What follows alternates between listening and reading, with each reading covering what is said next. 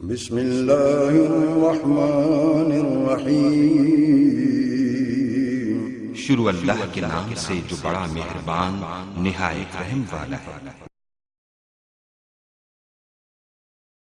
میں نے ایک آیت پڑھی ہے قرآن مجید کی، میرا موضوع تو کچھ اور تھا، لیکن قرآن مجید کی محفل دیکھ کر کے قرآن مجید ہی کے بارے میں بات کی جا رہی ہے تو میں بھی اسی کے بارے میں بات کرنا چاہوں گا۔ میری گفتگو کے 5 حصے ہیں۔ نمبر 1، قرآن مجید کی اہمیت۔ نمبر 2، قرآن مجید کا معجزہ ہونا۔ نمبر 3، قرآن مجید کی تاثیر، اس کا اثر انداز ہونا۔ نمبر 4، قرآن مجید سے منہ موڑنے والے لوگ۔ نمبر 5، قرآن مجید پڑھنے والوں کا فائدہ۔ یہ 5 پوائنٹ ہیں۔ ان 5 پوائنٹوں کے بارے میں ایک دو باتیں، 3 باتیں جتنی ہو سکی میں عرض کرنے کی کوشش کروں گا۔ نمبر 1، پہلی بات، قرآن مجید کی اہمیت۔ آپ جس بابرکت محفل میں بیٹھے ہیں، یقیناً یہ بہت ہی عظیم محفل ہے، بڑی ہی بابرکت محفل ہے، بشرطے کہ صبح فجر کی نماز سے پڑھ لی جائے۔ اللہ تبارک و تعالیٰ کے فرشتے، حدیث لمبی ہے، پوری دنیا میں چکر لگاتے ہیں، نوری مخلوق، اور اس طرح کی محفلوں کو تلاش کرتے ہیں جہاں کہیں اللہ کا ذکر کیا جا رہا ہے، قرآن مجید پڑھا جا رہا ہے، اللہ کی بات بتلائی جا رہی ہے، سنی جا رہی ہے، سنائی جا رہی ہے۔ فرشتے اس محفل کو تلاش کرتے ہیں۔ جب انہیں وہ مجلس مل جاتی ہے تو وہ دوسرے فرشتوں کو بھی دعوت دیتے ہیں، آ جاؤ، ہماری مجلس جو ہے وہ ہمیں مل گئی ہے، جہاں پہ ہم نے جانا تھا وہ ہمیں موقع مل گیا۔ تمام فرشتے وہاں پہ حاضر ہو جاتے ہیں اور اس محفل کو آ کر اپنے گھیرے میں جو ہے وہ لے لیتے ہیں۔ وہاں پہ اللہ تعالیٰ کی رحمت اور سکینت نازل ہوتی ہے۔ لمبا قصہ ہے، اس میں سے جو بات میں عرض کرنا چاہتا ہوں وہ صرف اتنی ہے کہ اللہ تبارک و تعالیٰ فرماتے ہیں، اے لوگو، اے میرے فرشتوں، گواہ بن جاؤ، میں نے اس محفل میں شریک ہونے والے تمام بندوں کو معاف کر دیا۔ فرشتے کہتے ہیں، یا اللہ، اس میں ایک بندہ وہ کسی کام کی غرض سے آیا تھا، وہ محفل میں شریک ہونے کے لیے نہیں آیا تھا، وہ بیٹھا تھا، ڈاکٹر صاحب سے کوئی کام تھا کہ فارغ ہوں گے تو مل کر میں چلا جاؤں گا، وہ مجلس میں سننے کے لیے نہیں آیا تھا، وہ اپنے کام کی غرض سے آیا تھا۔ اللہ تبارک و تعالیٰ فرماتے ہیں، گواہ ہو جاؤ، میں نے اسے بھی معاف کر دیا۔ یہ اتنی بابرکت محفل ہے، اتنی عظیم محفل ہے۔ کیوں معاف کر دیا؟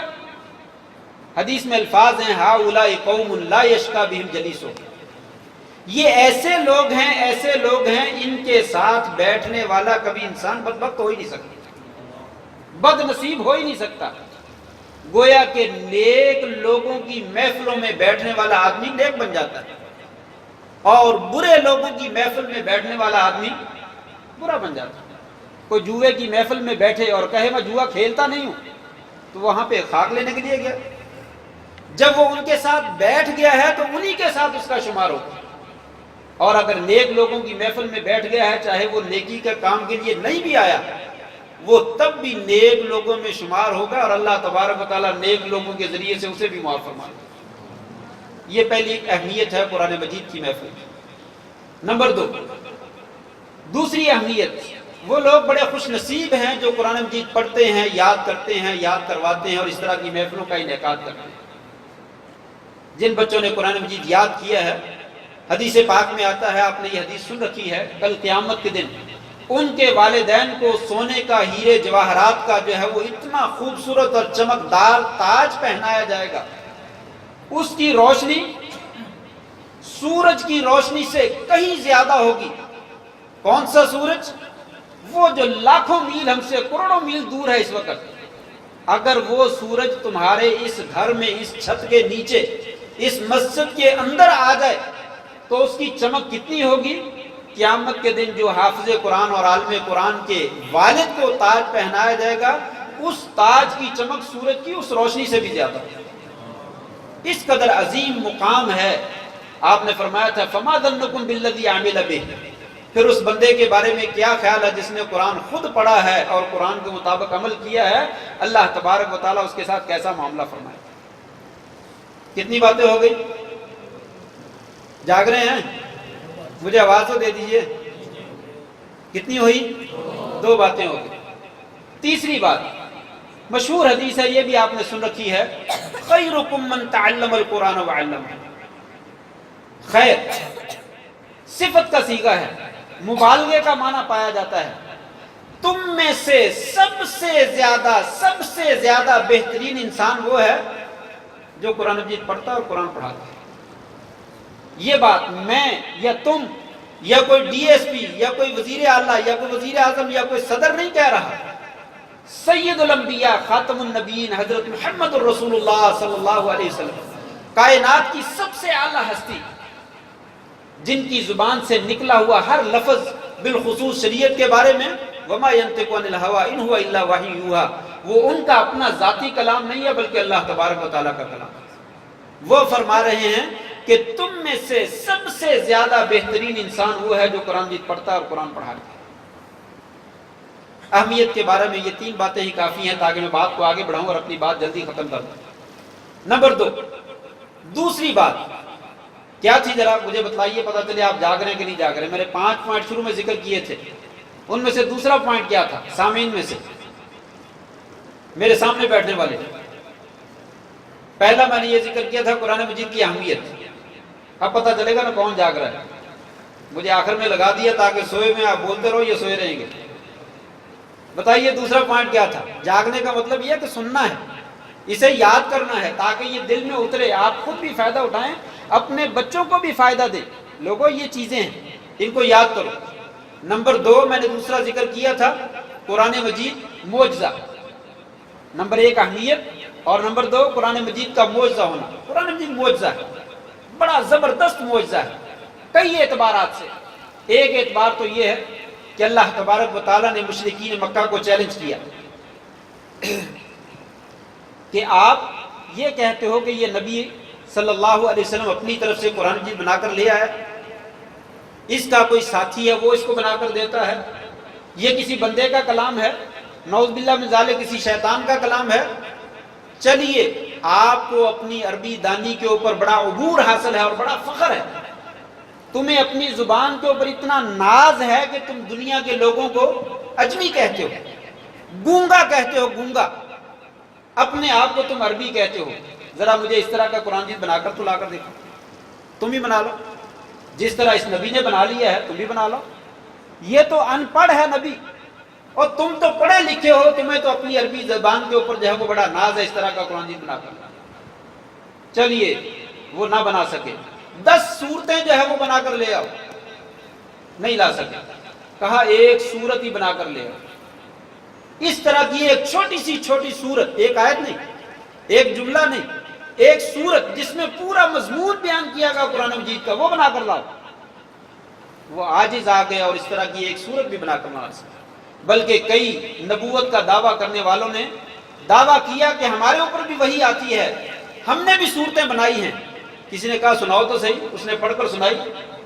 وہ کافر اس وقت مشرک تھا، وہ گواہی دینے لگا، میں قسم اٹھا کے کہتا ہوں تو جھوٹ بول رہا ہے، یہ تیری صورت جو ہے وہ قرآن مجید کا کسی صورت میں بھی مقابلہ نہیں کرتی۔ اس اعتبار سے قرآن مجید کیا ہے؟ معجزہ ہے، کہ اس طرح کی کتاب دنیا میں کوئی مائی کا لال نہ آج تک بنا سکا اور نہ قیامت تک بنا سکا۔ نمبر 2، اس اعتبار سے بھی معجزہ ہے کہ قرآن مجید کے علاوہ دنیا میں سینکڑوں نہیں ہزاروں کتابیں، لاکھوں کروڑوں کتابیں ہیں، آسمانی بھی اور غیر آسمانی بھی، سب مٹ گئے، نام و نشان تک مٹ گیا، تغیر و تبدل سے محفوظ نہ رہی۔ لیکن قرآن مجید 14 صدیاں مکمل ہو چکی ہیں، آج تک نہ صرف یہ اسی طرح محفوظ ہے، بلکہ اب تو آپ میسج دیکھتے ہیں موبائل کے اندر، میسج بھیجتے ہیں عام لوگ، پڑھے لکھے نہیں، جن کو قرآن مجید کے ساتھ شاید دور کا واسطہ ہے، بہت معمولی سا واسطہ ہے، وہ بھیجتے ہیں لوگوں قرآن مجید کی صورتیں اتنی ہیں، اس کے پارے اتنے ہیں، اس کے رکوع اتنے ہیں، اس کی منزلیں اتنی، اس کی آیتیں اتنی، یہیں پہ بس نہیں، بلکہ اس کے حرف اتنے ہیں، اس کے نقطے اتنے ہیں، اس کی زبریں اتنی ہیں، اس کی زیریں اتنی ہیں، اس کی شدیں اتنی ہیں، اس کی مدیں اتنی ہیں۔ اب دنیا کے اندر کوئی مائی کا لال اس کی ایک زیر میں بھی نہ کمی کر سکتا ہے نہ بیشی کر سکتا ہے، ایک زیر میں ایک نقطے میں بھی نہ اضافہ کر سکتا ہے نہ کمی کر سکتا ہے. ایک بچے سے بچہ بھی اس کے موبائل میں میسج موجود ہے، اس کے اتنے نقطے ہیں، آپ نے اس نقطے میں جو ہے وہ اضافہ کر دیا. اللہ تبارک و تعالیٰ نے کہا لوگو انا نحن نزلنا الذکر و انا لہ لحافظون، ہم نے اس کی حفاظت کا ذمہ لیا ہے. کوئی مائی کا لال اس کے اندر تغیر و تبدل نہیں کر سکتا، ایک زیر اور ایک زبر اور ایک پیش کی تبدیلی بھی نہیں کر سکتا. ایک واقعہ ہے، مجھے سند کے اعتبار سے تو معلوم نہیں، میں نے کسی سے سنا ہے، میں سنا دیتا ہوں. تاریخ کا واقعہ ہے، غالباً خلیفہ ہارون رشید کے زمانے کی بات ہے. اس کا کوئی کاتب تھا غیر مسلم، یہودی تھا. اسے خلیفہ ہارون رشید بڑی دفعہ دعوت دے چکا تھا کہ مسلمان ہو جائے، وہ اسلام قبول نہیں کرتا تھا. پھر ایک وقت آیا کہ اس نے اسلام قبول کر لی. خلیفہ ہارون رشید پریشان ہو گیا کہ میں نے اسے اتنی مرتبہ دعوت دی ہے اور میرے پاس سب کچھ موجود ہے. وہ خود بھی عالم تھا خلیفہ ہارون رشید، اور اس کے پاس علماء کی بہت بڑی جماعت رہتی تھی، بڑا وہ دل دادا تھا علماء کا. یہ مسلمان نہیں ہوا، کہ یہ کیسے مسلمان ہو گیا؟ اس سے پوچھا کیسے مسلمان ہوئے؟ تو اس نے جو واقعہ بتلایا وہ قرآن مجید کی حفاظت کا واقعہ. وہ کہنے لگا قرآن مجید کی حفاظت سے میں مسلمان ہوں. کیسے مسلمان ہوئے؟ کہنے لگا میں نے دیکھا دنیا میں بڑے دین موجود ہیں، میں یہودی بن گیا، یہودیوں کی عبادت کی، ان کا عالم بن گیا، ان کا بڑا بن گیا. میں ان کے اندر گھس گیا، میں نے جا کر ان کی کتاب جو ہے انجیل ہے یا تورات ہے، میں نے اسے لکھا بڑی خوبصورت کر کے، بڑے عمدہ کاغذ میں. آگے والی آیتیں پیچھے کر دی، پیچھے والی آیتیں آگے کر دی، کچھ اپنی طرف سے اضافہ کر دیا، کچھ حذف کر دی. بس سنہرا ورق استعمال کیا، جلد بڑی خوبصورت بنائی اور اسے لے جا کر جو ہے وہ اپنے علماء کے سامنے پیش کر دی. مجھے سب لوگ چومنے لگے، چاٹنے لگے، تو نے دین کی بڑی خدمت کی، بڑا عمدہ کام کیا. کسی نے کھول کر نہیں دیکھا اس میں لکھا کیا ہے، وہ ورق دیکھا، جلد دیکھی اور میری تعریفیں کرنے لگے اور مجھ پر پیسے نچھاور کرنے لگے. میں سمجھ گیا کہ ان لوگوں کو اپنی کتاب کی اہمیت کا کوئی پتہ ہی نہیں کہ کتاب ہے کیا ہے. میں عیسائیوں کے پاس گیا، ان کے ساتھ بھی اسی طرح کا معاملہ کیا. ان کی کتاب بھی سونے پانی سے ساتھ جو ہے انہوں نے لکھی، گولڈن ورک استعمال کیا اور آیتوں کو آگے پیچھے کر کے حذف اور اضافہ اور کمی بیشی کر کے ان کے بھی پیش کر دیا. انہوں نے بھی مجھے ایسا آسمان کے اوپر اٹھا لی، میری بڑی آؤ بھگ کی اور بڑی عزت کی. میں مختلف مذاہب میں گیا اور ان کے ساتھ ایسا ہی سلوک کیا، کسی نے ذرہ برابر بھی میرے اوپر کوئی اعتراض والی بات نہیں کی. میں نے قرآن مجید کے ساتھ بھی ایسا ہی کیا، مسلمان بن گیا عارضی طور پر. بڑے سنہرے قسم کے کاغذ میں، بڑی عمدہ قسم کی جلد کے اندر میں نے قرآن مجید لکھا اور لکھ کر جو ہے اس کی آیتیں بھی حذف کر دی، کچھ بڑھا دی اور کچھ آگے کر دی، کچھ پیچھے کر دی اور لا کر ان کو پیش کر دی. شروع میں تو انہوں نے قبول کر لیا، میں دے کر چلا گیا. تھوڑی ہی دیر گزری، لوگوں کی ایک بہت بڑی جماعت اپنی لاٹھیاں اور اپنے سوٹے جو ہے وہ لے کر میرے پیچھے آ گئی. وہ کہاں ہے بدبخت؟ نکالو اس کو باہر، نکالو. وہ کافر لعین اور ملعون کہاں انسان جس نے ہمارے قرآن مجید کو تبدیل کر دیا؟ کہا انہوں نے ذرہ برابر بھی پرواہ نہ کی کہ اس کی جلد بڑی خوبصورت ہے، اس کا ورق بڑا خوبصورت ہے، یہ بڑے سنہری کاغذ میں ہے، بڑا عمدہ لکھا ہوا ہے، بلکہ وہ مجھے قتل کرنے کے درپے ہو گئے. بڑی مشکل سے میں وہاں سے بھاگا اور جان چھڑائی اور مجھے یقین آ گیا کہ یہ قرآن مجید جو ہے وہ اللہ تبارک و تعالیٰ کی سچی کتاب ہے. اس کے اندر جو ہے وہ ذرہ برابر بھی کسی قسم کی تبدیلی جو ہے وہ نہیں کی جا سکتی. یہ میرے اسلام لانے کا جو ہے وہ سبب بنے. یہ ہے قرآن مجید معجزہ کہ اللہ تبارک و تعالیٰ نے اس کی حفاظت کی ہے اور اس میں کسی قسم کا کوئی تغیر اور تبدل جو ہے وہ پیدا نہیں ہو سکتا، نہ کوئی کر سکتا. اور تیسرے نمبر پر اس اعتبار سے بھی یہ معجزہ ہے کہ یہ جامع اور مانع کتاب ہے، شامل کتاب ہے، ہر طرح کے لوگوں کے لیے. کوئی کالے رنگ کا ہے، کوئی گورے رنگ کا ہے، کوئی لال رنگ کا ہے، کوئی مشرق میں رہنے والا، کوئی مغرب میں، کوئی شمال میں، کوئی پہاڑوں میں، کوئی صحراؤں میں، کوئی دریاؤں میں، جہاں کہیں بھی رہنے والا ہے. کوئی وہ یہ نہیں کہہ سکتا کہ اس کتاب میں میرے لیے رہنمائی موجود ہے. یہ ہر بندے کے لیے، ہر علاقے کے لیے، ہر طبقے کے لیے یکساں طور پر اس میں رہنمائی جو ہے وہ موجود ہے. اور اس اعتبار سے بھی معجزہ ہے کہ یہ قیامت تک کے لیے ہدایت اور رہنمائی کی کتاب ہے.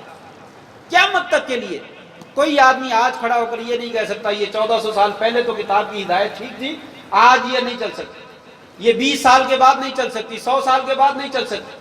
یہ قیامت تک کے لیے رہنمائی اس میں مکمل موجود ہے اور اس کی تمام ترقی کی راہیں جو ہے وہ موجود ہیں.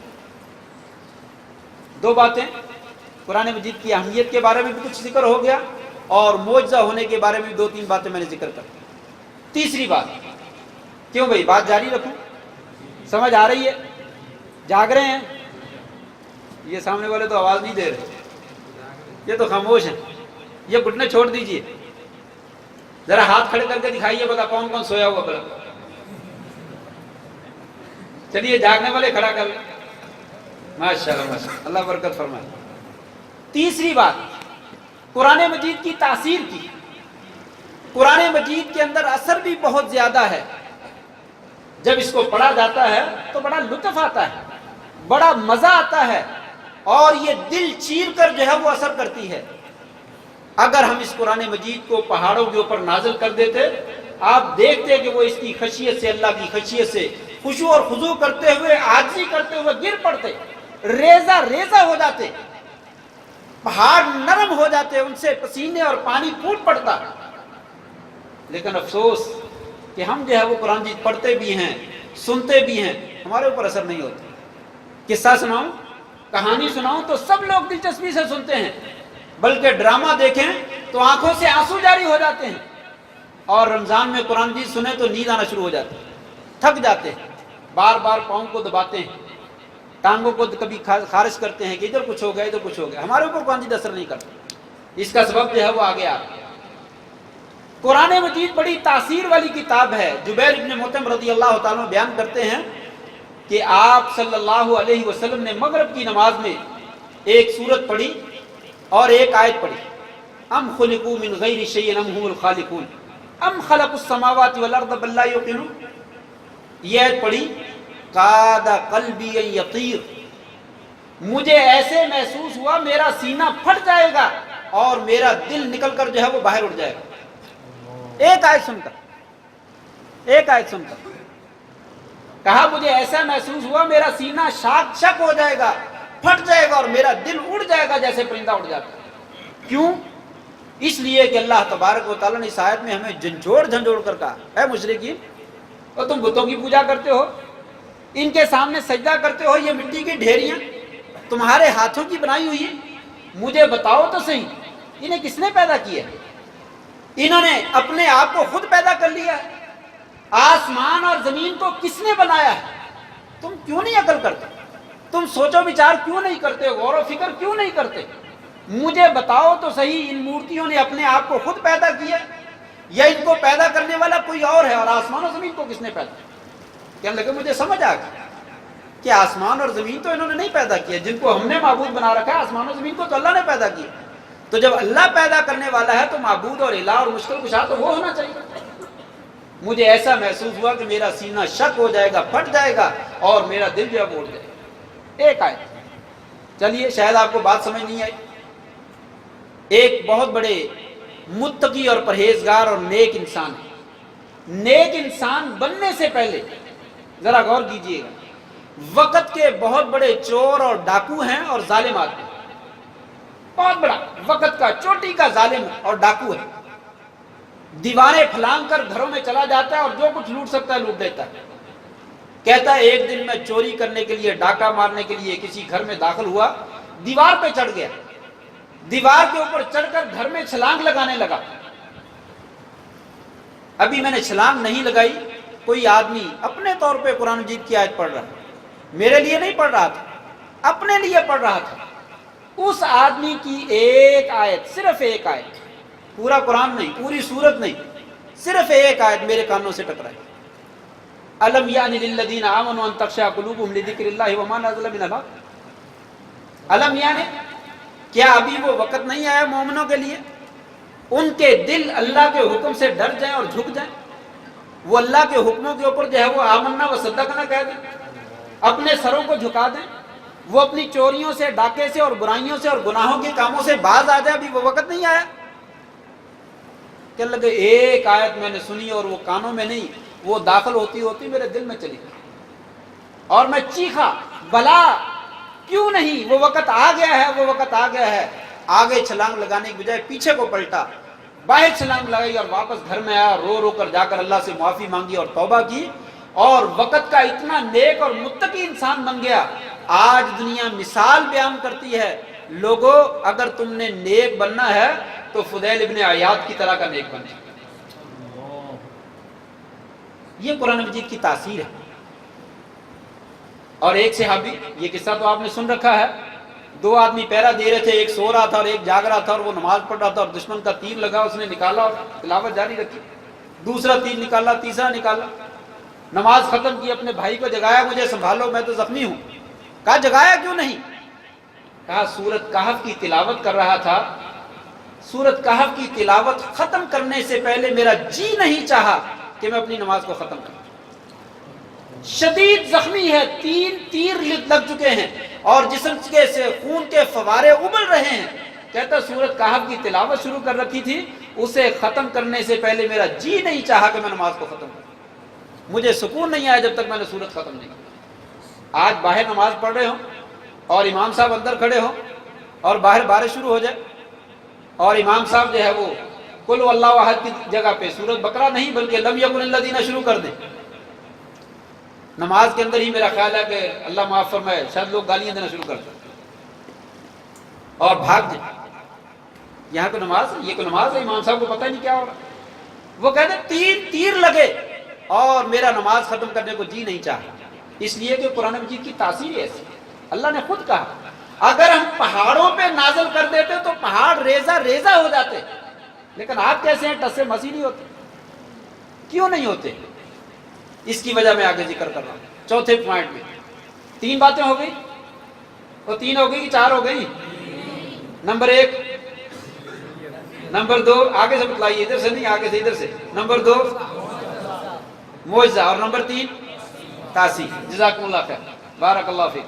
چوتھی بات، قرآن مجید سے منہ موڑنے والے، میں اختصار کر رہا ہوں، بہت ساری باتیں میں نے چھوڑ دی تاکہ بات جلدی ختم ہو جائے. قرآن مجید سے منہ موڑنے والے، اللہ تبارک و تعالیٰ فرماتے ہیں وَمَنْ أَعْرَضَ عَنْ ذِكْرِي فَإِنَّ لَهُ مَعِيشَةً ضَنْكًا وَنَحْشُرُهُ يَوْمَ الْقِيَامَةِ أَعْمَى قَالَ رَبِّ لِمَ حَشَرْتَنِي أَعْمَى وَقَدْ كُنْتُ بَصِيرًا قَالَ كَذَلِكَ أَتَتْكَ آيَاتُنَا فَنَسِيتَهَا وَكَذَلِكَ الْيَوْمَ تُنْسَى. جو لوگ ہمارے ذکر سے، ہماری آیات سے، ہمارے قرآن مجید سے، ہماری باتوں سے منہ موڑتے ہیں فَإِنَّ لَهُ مَعِيشَةً ضَنْكًا، ان کے لیے ہم زندگی کی گزران کو تنگ کر دیتے ہیں. وَنَحْشُرُهُ يَوْمَ الْقِيَامَةِ أَعْمَى، کل قیامت کے دن اندھا کر کے اٹھائیں گے اور وہ انسان کہے گا یا اللہ دنیا میں تو میری آنکھیں موجود تھی، آج کیوں مجھے اندھا کر دیا گیا؟ اللہ تعالیٰ فرمائیں گے تیرے پاس ہماری آیتیں آئی تھی، قرآن آیا تھا، تجھے پڑھ پڑھ کر سنایا جاتا تھا، تو نے پسے پش ڈال دیا، تو نے بھلا دیا، جس طرح تو نے ہماری آیات کو بھلا دیا، جاؤ آج کے دن ہم نے بھی تمہیں بھلا دیا. یہ اعراض ہے کیا؟ منہ موڑنا کیا ہے؟ قرآن مجید سے منہ موڑنا کیا ہے؟ میرے فاضل دوست بھائی عبدالرشید شورش صاحب حافظہ اللہ تبارک و تعالیٰ بھی بتلا رہے تھے کہ مسجد میں وہ نجس کپڑوں والا منہ ہاتھ دھوئے بغیر، وہ بھی قسمت کا کوئی اچھی قسمت والا جو مسجد میں آ جاتا ہے، وگرنہ اکثر لوگوں کے نہ صرف بچے نہیں بلکہ وہ خود بھی، وہ سورج طلوع ہوتا ہے تو اٹھتے ہیں، قرآن مجید کو تو زندگی گزر جاتی ہے پتہ نہیں ہاتھ لگتا ہے کہ نہیں لگتا. اور کتنے ہی مسلمان ایسے ہیں کہ قرآن رمضان کے علاوہ قرآن مجید کو ان کا ہاتھ ہی نہیں لگتا. وہ کیا کہتا ہے، اقبال نے کیا کہا تھا، گرد سے لپٹی ہوئی کتاب کے بارے میں جو پوچھا، میں زمین میں گڑ گیا قرآن کہتے کہتے. کوئی یہودی تھا، اس نے مسلمان سے پوچھا یہ کتاب کون سی ہے، یہ مٹی سے بھری ہوئی ہے، گرد پڑی ہوئی ہے، کتاب کون سی ہے؟ کہتا میں زمین میں ہی گڑ گیا اس کو بتاتے ہوئے، یہ میں کیا کہوں، یہ تو میرا قرآن ہے، یہ تو میری آسمانی معجزہ کتاب ہے جو اللہ تعالیٰ میرے لیے نازل کی ہے، میں اسے کوئی جواب نہیں دے سکتا. آج مسلمانوں کی حالت تو یہ ہے. یہ قرآن مجید سے اعراض ہے کہ ہمارے نزدیک انگلش میڈیم سکول کی اہمیت زیادہ ہے، بچوں کی تعلیم و تربیت سکول والی جو ہے وہ زیادہ ہے، اور قرآن مجید کے ساتھ ٹیوشن رکھ لو اور جب جی چاہے مولوی صاحب کو کہہ دو مولوی صاحب آج چھٹی کر لو، آج گھر میں فنکشن ہے، مولوی صاحب چھٹی کر لو بچہ آج بیمار ہے، مولوی صاحب چھٹی کر لو آج بچے کا اسکول میں ٹیسٹ ہے، مولوی صاحب ایسے ہے ایسے ہے ایسے ہے. مہینے میں 2 دن 3 دن پڑھ لیا، نہ پڑھا تو نہ صحیح. لیکن سکول کے لیے فیس دی جاتی ہے اور اول تو چھٹی نہیں ہونے دی جاتی، اور اگر چھٹی کروا لی جاتی ہے تو فون کر کر کے ہوم ورک کے بارے میں پوچھا جاتا ہے. نہیں ہوتا؟ میرے گھر کی آپ کے گھر کی یہی حالت ہے. جس بچے کے جس گھر آدمی کے بچے اسکول میں پڑھتے ہیں، جس دن چھٹی ہو جاتی ہے فون کر کے ہوم ورک نہیں پوچھا جاتا. اول تو بچے کو کہا جاتا ہے چھٹی نہیں کرنی، اور مجبور ہو جائے تو ہوم ورک پوچھ کر جو ہے وہ کروایا جاتا ہے. لیکن قرآن مجید اس کے لیے جب جی چاہتا چھٹی کروا لو، جب جی چاہتا چھٹی کروا لو، کوئی پرواہ کوئی. یہ ان لوگوں کی حالت جو پڑھاتے ہیں، جو پڑھاتے ہی نہیں ہیں ان کا تو اللہ ہی جانتا ہے بہتر کیا حالت ہے. یہ قرآن مجید سے اعراض ہے کہ یہ اتنی عظیم کتاب، اس کو ہم نے صرف سمجھ لیا کہ جب قسم اٹھانی ہو تو اس کو لے آؤ، مردہ بخشوانا ہو تو لے آؤ، اس کو سبز ریشمی گلاب میں لپیٹ کر اوپر والے روشن دان میں رکھ دو، جب تبرک لینا ہو تو ہاتھ لگا لیا کرو بس. یہ قسمیں اٹھانے کے لیے ہے، 5,000 روپے کے لیے، 20,000 روپے کے لیے، 500 روپے کے لیے قسم اٹھانی تو لے لو، ختم دلوانا تو لے لو. اس مقصد کے لیے نہیں نازل کی. یہ قرآن مجید سے اعراض ہے کہ اس کو جس مقصد کے لیے نازل کیا گیا اس کو استعمال نہ کیا. سب سے پہلا اعراض تو یہی ہے کہ اس کو پڑھا ہی نہ جائے. جو بھی مسلمان، چاہے وہ چھوٹا ہے چاہے وہ بڑا ہے، معذرت کے ساتھ وہ بوڑھا ہے، ساری زندگی گزر گئی ہے، اگر قرآن مجید پڑھنا نہیں آتا، میں سمجھتا ہوں اس نے قرآن مجید سے اعراض کیا. وہ یاد رکھے اللہ تعالیٰ کی رحمت بہت زیادہ ہے، بہت وسیع ہے، لیکن وہ یہ نہ کہے مجھے پڑھنا نہیں آتا، میرا کوئی قصور نہیں ہے. اس لیے کہ گالیاں اس کو بڑی آتی ہیں، دکان کے اوپر زبان چلانی اس کو بہت زیادہ آتی ہے، گاہکوں کے ساتھ بیٹھ کر اس کو ڈیل کرنا بہت زیادہ آتی ہے. لیکن جب قرآن پڑھنے کی باری آتی ہے تو کہتا ہے لفظ بڑے موٹے ہیں، زبان پہ چڑھتے نہیں، یا زبان بڑی موٹی ہو گیا، لفظ پر چڑھتے نہیں. جیسے اس نے گالیاں سیکھی ہیں، 1.5 من کی جو ہے وہ تول کر جو ہے وہ گالیاں بیچتا ہے، اور زبان کی تیز تراری کے ساتھ اپنا سودا فروخت کرتا ہے. اس کی زبان جو ہے وہ قرآن پڑھنے کے لیے بھی نرم ہو سکتی ہے، اس کو قرآن پڑھنا چاہیے. سب سے پہلا اعراض تو یہ ہے کہ قرآن مجید نہیں پڑھتے. کتنے مسلمان ایسے جو قرآن نہیں پڑھتے. دوسرا قرآن مجید سے اعراض اور منہ موڑنا یہ ہے جس میں ہم بہت سارے شریک ہیں، جو قرآن تو پڑھتا ہے لیکن اسے پتہ نہیں چلتا اس میں لکھا کیا ہے. یہ بنیادی سبب ہے کہ قرآن مجید ہمارے دلوں پہ اثر کیوں نہیں کرتا. کہ قرآن ہم پڑھتے تو ہیں، الحمدللہ، اللہ کا شکر ہے، قرائے کرام کی بہت زیادہ اس وقت کثرت موجود ہے. اللہ تعالیٰ قرائے کرام کو جزائے خیر عطا فرمائے، یہ شوق انہوں نے پیدا کر دیا، اور ہر مسجد میں ماشاءاللہ 4 5 6 حافظ اور مصلی سنانے کے لیے جگہ نہیں ملتی. لیکن یاد رکھیے یہ قرآن مجید پڑھنا بہت ہی باعث برکت ہے، بالکل صحیح ہے، حفظ کرنا بھی باعث برکت ہے، لیکن اصل مقصد اس کا جو ہے وہ یہ ہے اس کو سمجھا جائے. اس لیے کہ یہ قرآن مجید دستور حیات ہے، ہمارے لیے اللہ تعالیٰ نے قانون زندگی بنا کر نازل کیا ہے. لوگوں، میری اور آپ کی زندگی کے بہترین قانون بتلائے گئے اس قرآن مجید کے اندر. آپ نے زندگی کیسے بسر کرنی ہے، اس کے اندر آپ کو بتلایا گیا انسان کون ہے، انسان دنیا میں کیوں آیا ہے، کیسے پیدا کیا گیا، اس کو کس چیز سے پیدا کیا گیا، یہ مال جو تم کماتے ہو اس کی کیا حیثیت ہے، یہ کیسے کمانا چاہیے، کہاں پہ خرچ کرنا چاہیے، آپ اس کا صحیح استعمال کرو گے تو کیا ملے گا، اس کا غلط استعمال کرو گے تو کیا ملے گا. یہ دنیا کیا ہے، یہ بلڈنگیں، یہ محلات، یہ کوٹھیاں، یہ کیا چیز ہیں، یہ آخرت کیا ہے، اس کائنات کا بنانے والا کون ہے، یہ سارا کچھ اس قرآن مجید کے اندر کھول کھول کر بیان ہے. کتنے افسوس کی بات ہے، یہود و نصارہ انگریز آج وہ دعویٰ کرتے ہیں کہ ہم چاند تک پہنچ چکے ہیں. اگر وہ پہنچے ہیں یا نہیں پہنچے، جتنی بھی ترقی کی ہے انہوں نے اس قرآن مجید کی معلومات سے کی. ان کے پاس کوئی کتاب نہیں، سائنسی ترقی کے لیے کوئی معلومات کی کتاب نہیں ہے، اسی قرآن مجید سے معلومات لے کر جو ہے وہ ترقی کی ہے. اور افسوس کہ ہم مسلمان جو ہے وہ پستی سے پستی کی طرف چلے جا رہے ہیں. وہ زمانے میں معزز سے مسلمان ہو کر، اور ہم خار ہوئے تار کے قرآن ہو کر، ہم نے اس قرآن مجید کو جانا ہی نہیں ہے. افسوس کی بات کے ساتھ کہنا چاہتا ہوں، پچھلے دنوں میں سپریم کورٹ نے عربی زبان کی لازمی حیثیت کو ختم کر دیا. عربی زبان کا جو لازمی مضمون تھا ہمارے میٹرک اور ایف اے کے اندر، اسے ختم کر دیا.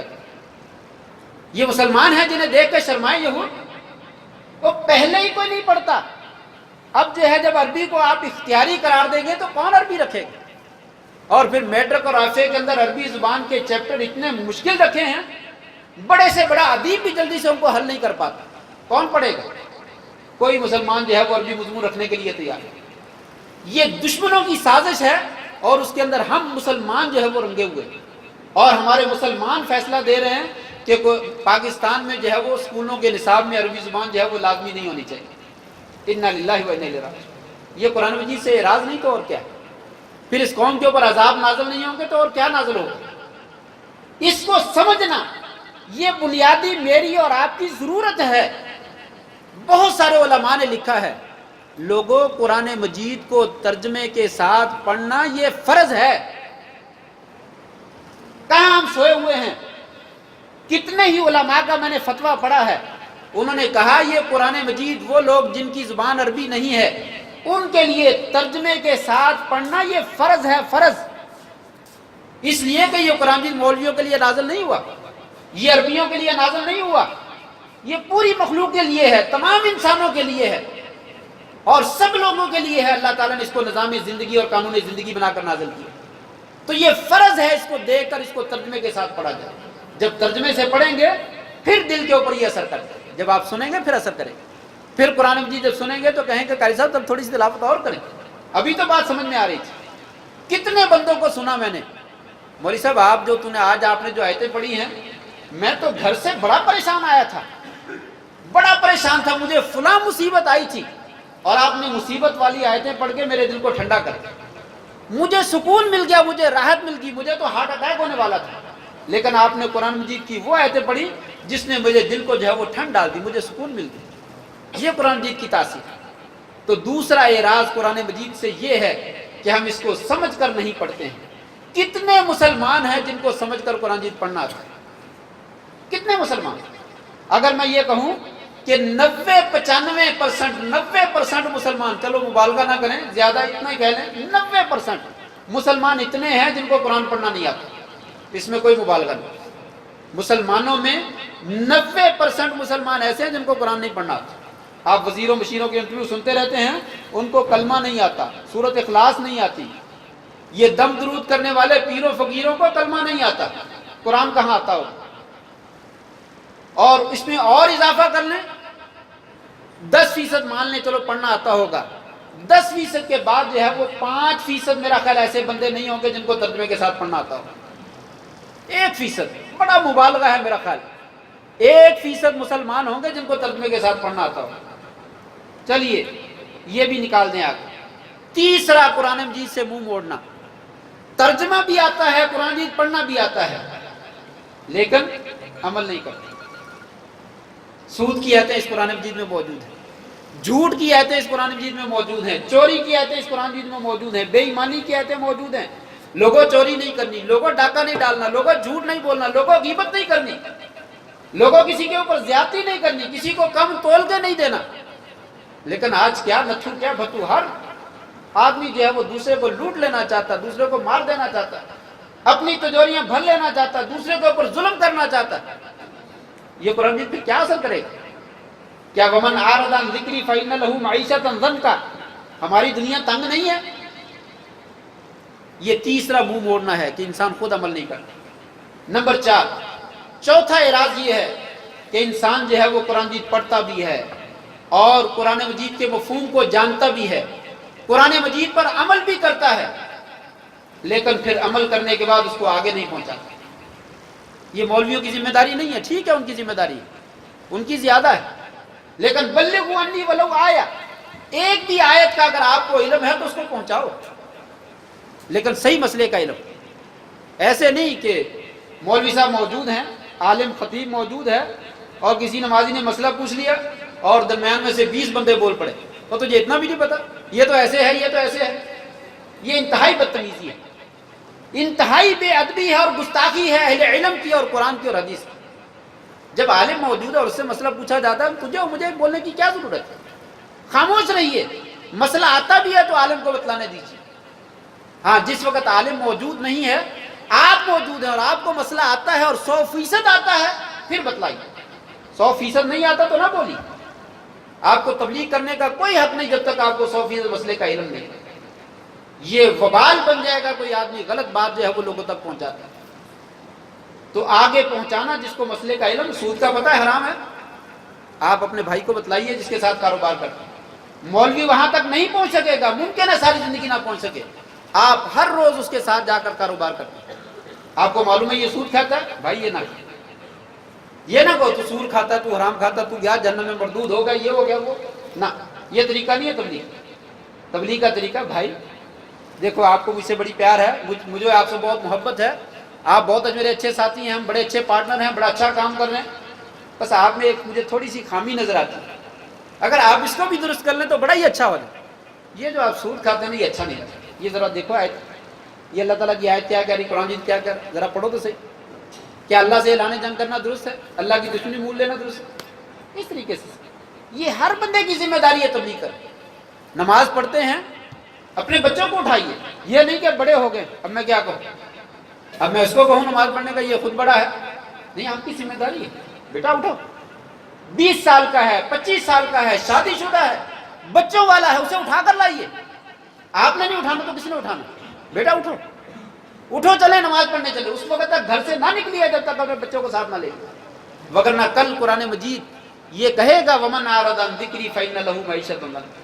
یہ خود تو پڑھ لیتا تھا، کسی کو کہتا ہی نہیں تھا، کم از کم اپنے گھر والوں کو ہی نہیں کہتا تھا، کسی اور کو کیا کہنا. اور پھر اور بھی اس سے آگے ہے، پڑھتا بھی ہے، سمجھتا بھی ہے، عمل بھی کرتا ہے، آگے بھی پہنچاتا ہے، لیکن ہاں بولیے، بہت مشکل معاملہ ہے، بہت مشکل معاملہ ہے. وہ کیا ہے؟ ریاکار، دکھلاوے کے لیے کرتا ہے، اللہ کی رضا کے لیے نہیں کرتا. تب بھی بیکار ہے، تب بھی قرآن سے اعراض. سب سے پہلے اسی قاری قرآن کو اور اسی عالم دین کو اور اسی سخی کو اور اسی مجاہد کو جہنم کا بالن بنایا جائے گا، جہنم کی آگ کو بھڑکایا جائے گا، جو یہ سارے کام کو تو کرتا ہے لیکن دکھلاوے کے لیے کرتا ہے، اللہ کے لیے نہیں کرتا. یہ بھی ضروری ہے. قرآن مجید کو پڑھنا بھی ضروری ہے، اس کو سمجھنا بھی ضروری ہے، اور اس کے اوپر عمل کرنا بھی ضروری ہے، اور اسے آگے پہنچانا بھی ضروری ہے، اور اس کو اللہ کی رضا کے لیے یہ سارے کام کرنا جو ہے وہ ضروری. اس میں دکھلاوا نہیں آنا چاہیے. آج کیا کریں، مصیبت آ گئی، نیکی کرو اور فیس بک میں ڈالو، ہر چیز کی تصویر بنا لو. اب تو ہم کہنے سے بھی رک گئے ہیں کہ تصویریں نہ بناؤ یار، یہ نہیں بنانی چاہیے، اس لیے کہ ہر کوئی کہتا ہے یہ بن رہی ہے. آپ اس وقت تو بولے نہیں، فلاں جگہ پہ آپ کی میں نے تصویر دیکھی، اس وقت تو بولیں گے، اب بول پڑے آپ. اس وقت جو ہے معاملہ ایسا ہو چکا ہے، ہم گناہ کو گناہ نہیں سمجھتے. یہ گناہ ایسا ہے، اس کو گناہ ہی نہیں سمجھتے، حالانکہ یہ حدیث نہیں ہے. بڑے ہم اہل حدیث ہیں، حدیثوں کو بڑا مانتے ہیں، صرف آمین والی، رفع دین والی، بس اس کے علاوہ ہمیں کسی حدیث کا پتہ نہیں. صحیح بخاری کی روایت، ان اشد الناس عذابا یوم القیامت المصور. کل قیامت کے دن سب سے زیادہ سخت ترین عذاب تصویریں کھینچنے والوں کو، جو ہمارے نزدیک کوئی گناہ ہی نہیں ہے، کوئی گناہ نہیں، جتنی مرضی کھینچ. میں عرض کر رہا تھا، یہ نیکی کر اور فیس بک میں ڈال، واٹس ایپ میں ڈال. پہلے مقولہ ہوتا تھا نیکی کرو اور دریا میں ڈال، نیکی کرو اور بھول جاؤ میں نے نیکی کی ہے. اب کوئی نیکی کیا تو اس کو فوراً فیس بک پہ ڈالو، پتہ چلے میں نے نیکی کی. اللہ کو تو پتہ ہے، لوگوں کو نہیں پتہ، لوگوں کو دکھلا. اسی کو ریاکاری کہتے. وہ بیت اللہ میں کھڑا دعا مانگ رہا ہے، میری تصویر کھینچو اور پاکستان بھیجو. احرام پہنا وہ میری تصویر کھینچو اور پاکستان بھیجو. یہ ریاکاری ہے، یہ دکھلاوا ہے جو تباہی اور بربادی کا ذریعہ ہے. یہ بھی قرآن مجید سے اعراض ہے، منہ موڑنا ہے. جب تک یہ پانچوں چیزیں نہیں پائی جائیں گی اس وقت تک ہمارا قرآن مجید کے اوپر ایمان جو ہے وہ درست نہیں، اور قرآن مجید ہمارے اوپر اثر نہیں کر سکتا. بہرحال بات لمبی ہوگی، میں بات کو ختم کروں، آخری بات ذکر کروں. پانچویں اور آخری بات، قرآن مجید کا فائدہ. 2 باتیں صرف ذکر کروں، صرف 2 باتیں، زیادہ نہیں، بڑے اختصار کے ساتھ. ایک فائدہ تو ذکر ہو چکا ہے جو پیچھے علماء نے ذکر کیا، اقرأوا القرآن فإنه يأتي يوم القيامة شفيعا لأصحابه. لوگوں قرآن مجید پڑھا کرو، کثرت کے ساتھ پڑھا کرو، زیادہ سے زیادہ پڑھا کرو. یہ کل قیامت کے دن آئے گا اور تمہارا سفارشی بن کر آئے گا، اور اس وقت تک اپنی سفارش کو ترک نہیں کرے گا جب تک قرآن پڑھنے والے کو اللہ تبارک و تعالیٰ بخشا کر لے نہیں جائے. جس نے صحیح معنوں میں پڑھا، حافظ قرآن نے، جس نے قرآن صحیح پڑھا ہے، سمجھ کر پڑھا ہے، عمل کرنے کی نیت سے پڑھا ہے، اور پھر آگے پہنچانے کی نیت سے پڑھا ہے اور اللہ کی رضا کے لیے پڑھا ہے، دکھلاوے کے لیے نہیں پڑھا۔ قرآن مجید اس کے لیے بخشش کی سفارش کرے گا اور اس وقت تک کرتا رہے گا جب تک اس کو معاف نہیں کر دیا جائے اور اس کو بخش نہیں دیا جائے۔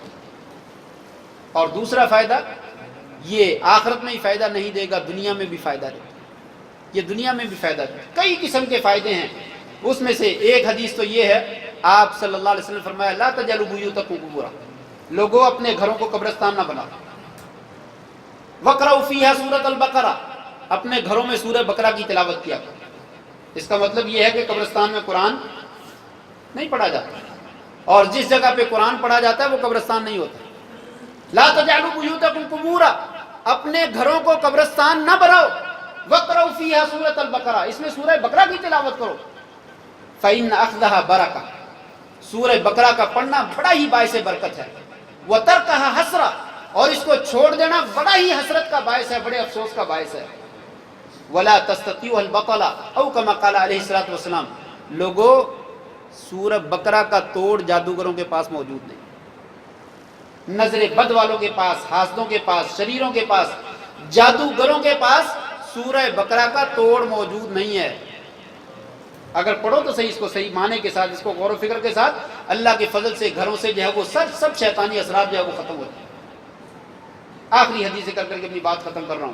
آپ صلی اللہ علیہ وسلم نے فرمایا تھا من قرأ آیتان من آخر سورۃ البقرہ فی لیلۃ کفتاہ او کما قال علیہ الصلوۃ والسلام، لوگوں سورہ بقرہ کی آخری 2 آیتیں جس آدمی نے کسی رات میں پڑھ لی، وہ 2 آیتیں اس سے کافی ہو جائیں۔ شارحین نے لکھا کس چیز سے کافی ہو جائیں گی؟ بعض نے لکھا تہجد سے کافی ہو جائے گی، اللہ تبارک و تعالیٰ اس کو ساری رات تہجد کا ثواب دے دے گا۔ بعض نے لکھا اس کو شیطان سے کافی ہو جائیں گی، شیطان کا اس کے اوپر غلبہ نہیں ہو سکے گا۔ اور بعض لوگوں نے لکھا دنیا و آخرت کی جو اس کی حاجتیں ہیں اللہ تعالیٰ ساری پوری کر دے گا۔ اور صحیح بات یہ ہے کہ یہ تینوں ہی معنی اس میں شامل ہیں۔ جو صحیح نظریے کے ساتھ ترجمے پر غور کرتے ہوئے ان آیتوں کو پڑھتا ہے صحیح یقین کے ساتھ، یقیناً وہ شیطان کی آفتوں سے محفوظ بھی ہو جاتا ہے، اللہ تبارک و تعالیٰ اس کی دنیا و آخرت کی خواہشات بھی پوری کر دیتا ہے، اور اللہ تبارک و تعالیٰ اس کو رات میں تہجد پڑھنے کا ثواب بھی عطا کرتا ہے۔ یہ صرف آخرت کی نجات کا ذریعہ نہیں ہے، دنیا میں بھی نجات کا ذریعہ ہے۔ بھائیو، یہ چند ایک باتیں تھیں جو بڑے اختصار کے ساتھ میں نے ذکر کرنے کی کوشش کی ہے۔ اللہ تبارک و تعالیٰ سے دعا ہے اللہ کریم کہنے والے کو بھی اور سننے والوں کو بھی ان میں سے جتنی اچھی باتیں ہیں ان سب پر عمل کرنے کی توفیق عطا فرمائے۔ اگر کوئی غلط بات کہی ہے تو اللہ تعالیٰ سے میں معافی کا طلبگار ہوں، اللہ تعالیٰ کہنے والے کو معاف فرمائے، اور آپ لوگوں کا اس رات گزرے ہوئے وقت میں بیٹھ کر جو ہے وہ میری ٹوٹی پھوٹی باتیں سننے کا میں سب کا انتہائی شکریہ کا جنہوں نے موقع دیا کہ آپ جیسے نیک لوگوں کے ساتھ مل بیٹھ کر دین کی کوئی باتیں کروں۔ اللہ سے دعا ہے اللہ تعالیٰ ہمارا یہاں پہ بیٹھنا کل قیامت کے دن نجات کا ذریعہ بنا۔ جس طرح اللہ تعالیٰ نیک لوگوں کی محفل میں، قرآن کی محفل میں فرشتوں سے کہتے ہیں کہ گواہ بن جاؤ میں نے ان کو معاف کر دیا، یا اللہ ہماری اس محفل کو وہی محفل بناتے، یا اللہ ہم سب کو معاف فرماتے، ہمارے جتنے رشتہ دار فوت ہو چکے ہیں یا اللہ ان کو بھی کروٹ کروٹ جنت الفردوس میں جگہ عطا فرما۔ اللہ جتنے لوگ بیمار ہیں، ہمارے بہن بھائی رشتہ دار عزیز و اقارب، کسی کے والدین ہیں، کسی کا بہن ہے، کسی کا بھائی ہے، میری والدہ بھی بیمار ہے، آج اسپتال میں داخل ہے، ان کے لیے بھی دعا اللہ تعالیٰ ان کو بھی صحت کاملہ عطا فرمائے۔ تمام بیماروں کو اللہ تعالیٰ صحت کاملہ عطا فرمائے، تمام پریشان حالوں کے اللہ تعالیٰ پریشانیاں دور فرمائے۔ ہمارے بچوں کو اللہ تبارک تعالیٰ والدین کی آنکھوں کی ٹھنڈک بنائے، ان کو ہمارے لیے صدقہ جاریہ بنائے، ان کو دین کا خادم بنائے، دین کا حافظ بنائے، قرآن کا حافظ بنائے، دین کا مبلغ بنائے، اور قرآن مجید پر عمل کرنے کی توفیق عطا فرمائے۔ اور جتنے بھی بھائی دین کے لیے محنت کرتے ہیں، کوشش کرتے ہیں، اللہ تعالیٰ ان کی محنتوں کو قبول فرمائے اور انہیں دن دگنی رات چوگنی ترقی عطا فرمائے۔ وآخر دعوانا ان الحمد للہ رب العالمین۔